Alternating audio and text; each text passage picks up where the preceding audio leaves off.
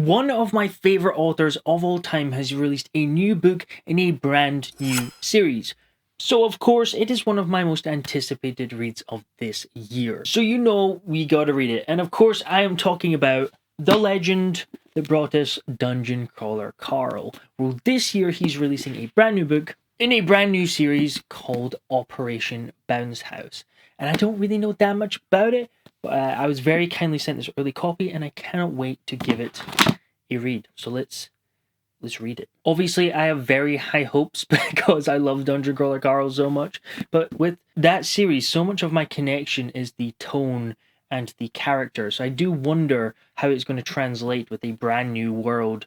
And I assume the tone will be similar, but brand new characters, which I believe they're younger as well, which will be interesting because that alone changes the dynamic quite a lot. So Operation Bounce House follows this younger cast of characters who live on this far-off planet that has been separated from Earth, where they're starting to create these sort of farming colonies. So we follow this very young cast of characters. I'm not sure we've been given their age, but I think they're probably early 20s would be my guess, with this main character being called Oliver. And as well as Oliver, we kind of have his sister and his girlfriend that he has some issues with, and also just a group of friends of his that he's in a band with. As well as Roger, who is a robot AI who kind of takes care of the mechanical side of the farm, because they have things like honeybees. There are just these robots who go around and take care of all the farmland. And Roger, I already love Roger. He's great. He's not sarky, and he's not overly sarky or not really funny like the AI in Dungeon Crawler Carl. It's a completely different AI character. In fact, that's one of the things that I expected differently from the tone of this. I thought it was going to be more funny and over the top and a bit crazy, like Dungeon Crawler Carl, mainly because I have heard the Battlefield Kaiju Battlefield Surgeon, also by Matt Dinniman, is also quite funny and over the top and crazy. So I just assumed it was one of the staples of Matt Dinniman's work. But so far this hasn't been crazy. But it's early days and it's Matt Dinniman, so who knows what's going to come up. And everything is going fine until they find this mech that crashes down onto their planet. And doesn't seem to be very nice. It seems to be a rather hostile person. And it seems to be quite a young person that's piloting this mech. However, they're not really in it. It's remote piloted. And the very young person, pretty much a child that's controlling the mech, there is some humor from that side because it is kind of a classic, what you would imagine, sort of online kids in a lobby, or, you know, teenagers in a lobby. So you can imagine what the language and the banter there is like.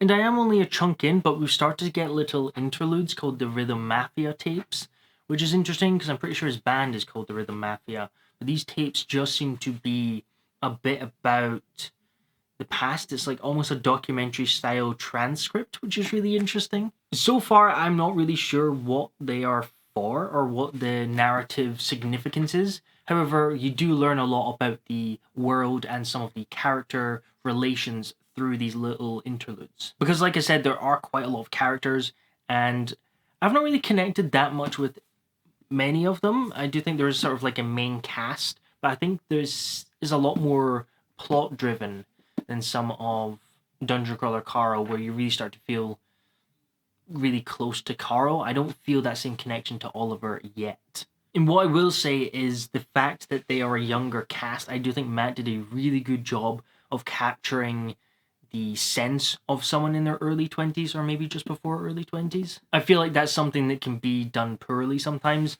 with that sort of age group, kind of on the cusp of adulthood, but also very much still being young and teen. It can be interesting and very individual to see what point of their life they're at and how they are just as a person. But I think Matt did a really good job with the age of the characters within this. They do feel like they are the age that they've been depicted as. So overall, I'm really enjoying it so far.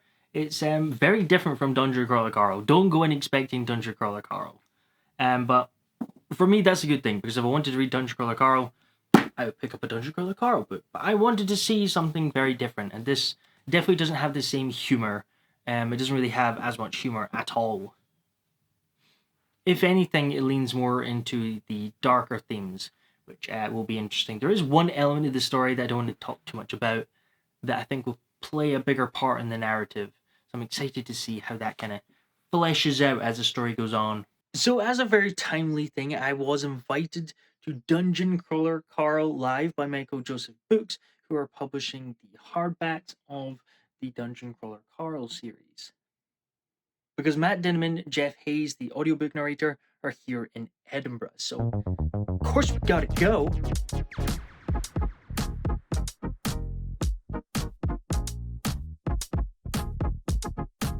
Sure, my banana thing went through. Bananas.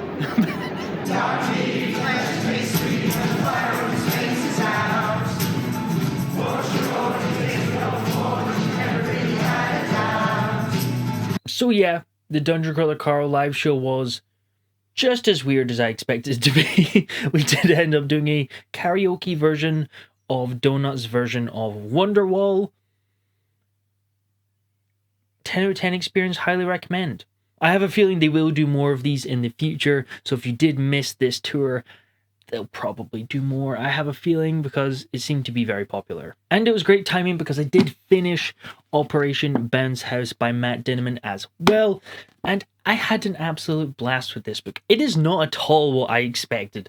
I expected Dungeon Crawler Carl humor, fast-paced, maybe brutal plot, and that is not how this reads, not for me anyway. This really leans into the darker aspects, and that's something that Dungeon Crawler Carl isn't talked about enough, is especially in the later books, it really leans into darker themes where Carl's watching human population really dwindle away. And it really leans into the themes of these corporate overlords that just don't really care about the people involved and they are just trying to make money. And a lot of those themes, as well as a lot of others that are very relevant today, are in this book. And it was so well done.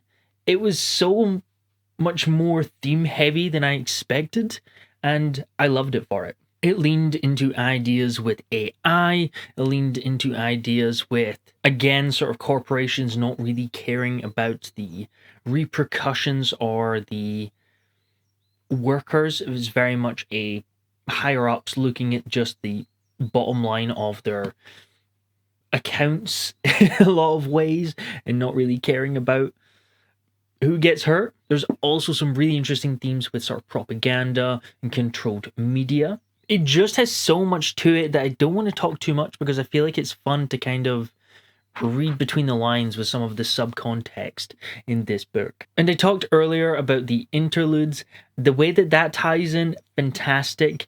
The still very interesting sci-fi world building, fascinating, really fun concepts, and it does have this very Dungeon Crawler Carl-esque game show idea with this corporation using this false narrative to create a game show with these younger players to kill off these bad people on their planet when they're not really bad, which again I don't want to get too much into because it's really fun to learn more about. So I feel like it's hard for me to say if you like Dungeon Crawler Carl, read this, because I think if you liked it you might still love this, because I really did. And if you didn't like Dungeon Crawler Carl, I still recommend this because I feel like a lot of people don't like Dungeon Crawler Carl because the humor is so individual humor, whereas this has not got the same type of humor and not the same amount of humor in it as either.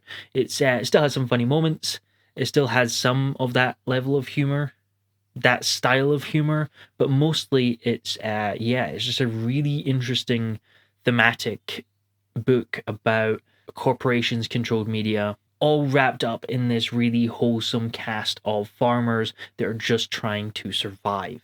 I did also check out the audiobook, which was very kindly sent over, and it is narrated by Travis Baldry, who is an absolute legend in the space, but it also has some cameos from Jeff Hayes, who does the audiobooks for Dungeon Crawler Carl, which, for me, those are two of my favorite narrators in all of fantasy and sci-fi, so to have them team up on an audiobook like this was just really, really cool. So if you do like audiobooks, the audiobook is great as well. I think the only thing for me holding this back from being a favorite up there with Dungeon Crawler Carl is the characters. The characters were great and they really served the story. I think this story is just not the same style or type as some of my favorite books of all time, because it is very plot focused. Well, the characters are still good, and I did really enjoy them a lot more towards the end. The latter half really brought in some more emotional depth to the cast of characters that I really, really enjoyed.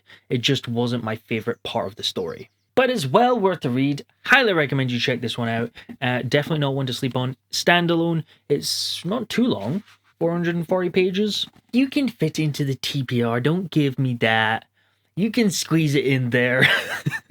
No, I'm not going to make an inappropriate joke about that. I'm an adult and this is a family-friendly channel. Thank you very much. So now I'm hopping on over to a very different book that is a LitRPG, which I thought would be fun to kind of mishmash with Operation Bounce House, seeing as it is from Matt Dinniman, who does a lot of RPGs. Anyway, and that is How to Defeat a Demon King in 10 Easy Steps by Andrew Rowe. And this is the book club pick for over on Discord. So I'm looking forward to hopping into this one. Some people have already finished it because it is quite a short book. So I'm looking forward to just flying through this one hopefully pretty quickly.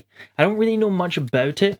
Ooh, I'm throwing it about. Other than I get very much sort of Zelda vibes from this, from the cover, and also this art on the dust jacket just screams Legend of Zelda. And not only that, but there is art on the end papers as well.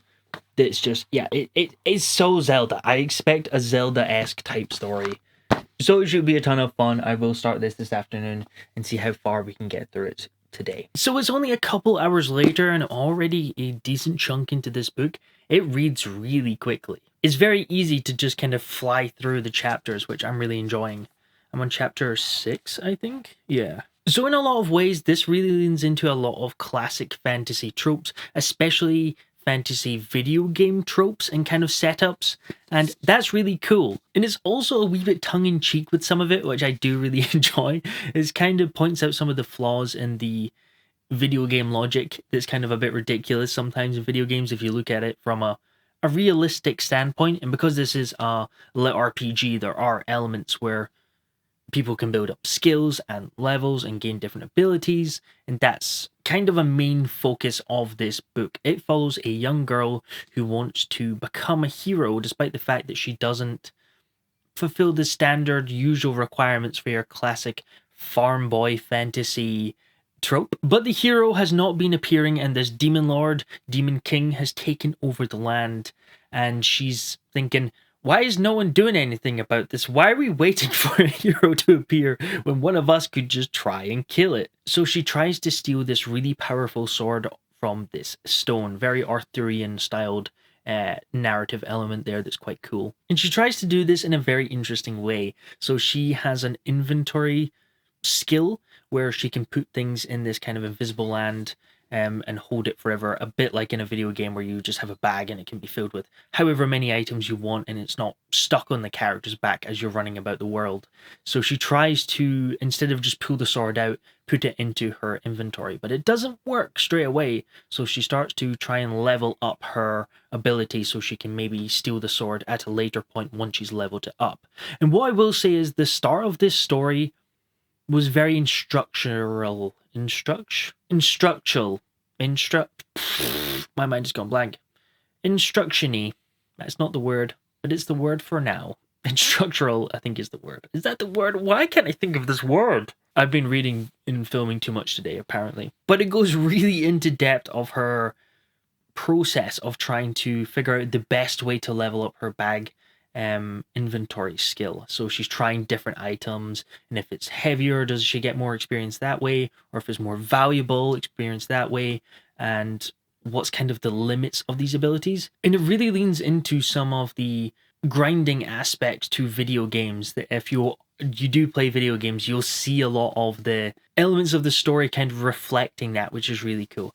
And I was right, there are a ton of different Zelda references already, as well as just general tongue-in-cheek stuff that I think is really funny. One of which is the fact that there were two heroes that kind of didn't defeat the Demon King, and one of them got lost in the Water Temple, which is a very clear reference to Ocarina of Time, which I thought was really funny. But so if you are a Zelda fan, it might just be worth it to pick up and just fly through just for the references alone, because in that aspect it's really fun.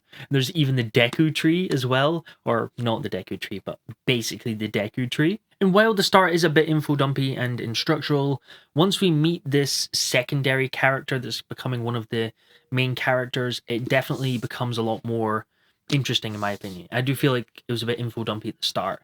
Maybe not info dumpy, that's maybe a poor choice of words, because it is the plot is her trying to level up.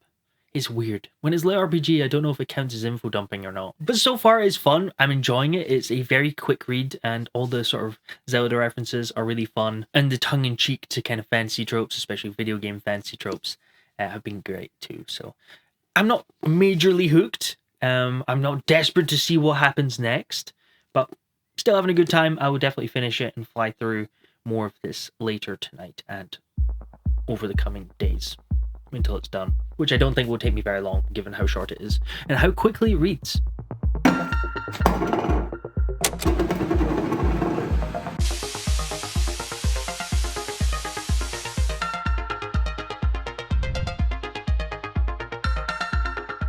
So I finished How to Defeat a Demon King in 10 Easy Steps, and it's a really fun read. It continued to be very fast. I feel like I flew through this. It's not very long, but it does read very quickly as well, as I said before. And I really like the fact that it kind of subverted a lot of fantasy tropes and video game tropes in really creative and interesting ways. You kind of know where it's going to end up and kind of where it's going, but it doesn't matter because I still had a good time with it. I'm not sure it's going to make a favorite list of all time. I feel like the characters didn't have a whole lot of development. This was very much playing with tropes and plot driven, and there's not massive character arcs with the main cast. However, they were still good characters and they served the story. And I do think, especially if you are a gamer, in particular if you play Legend of Zelda and you really enjoy it, definitely check this one out, because I think just hitting all the references and the subversions are really, really interesting and kind of fun, and kind of funny too. I did like the humor in this book. However, I will say if you are not a gamer and not really into Legend of Zelda, I don't think that would detract from this, because a lot of the tropes are very much tied to all of fantasy, not just gaming. So if you're looking for something just short, something fun, something you don't need to think too hard about, but still have a really good time and fly through really quickly, definitely check out How to Kill a Demon King in 10 Easy Steps. Oh, I don't know how it took me so long to notice this, but there's a quote from Matt Dinniman on the back. I didn't know that. That's complete fluke. I am just realizing this now. An endlessly inventive and entertaining love letter to all of us underdogs who spent countless hours with a game controller in hand daydreaming about how we would save the realm. And yeah, couldn't have said it better myself. It really scratches that itch of what would happen questions when you're playing video games. That was definitely a highlight of the book for me. I do really want to check out more LitRPG books as the year goes on. There's a couple that I'm eyeing up that I want to read before the end of the year. However, I'm really itching for something very character driven and probably a little dark. So I think that's kind of my next couple reads are going to go down that route after having Operation Bounce House and this lighter, fun LitRPG adventure. I'm looking for something that I'm really going to sink my teeth into. And yeah, I got a couple ideas, so there will be a video on the next couple books I'm reading as well. Let me know down in the comments below what you thought of this type of video. It's not my usual forte, but I do want to do more of these because they are super fun to film. And let me know if you have read either of these and what you thought of them. And also, just give me some LitRPG recommendations, because I'm always looking for more LitRPGs to check out. Thank you very much for watching. It feels weird doing the outro thing in this chair, but it works.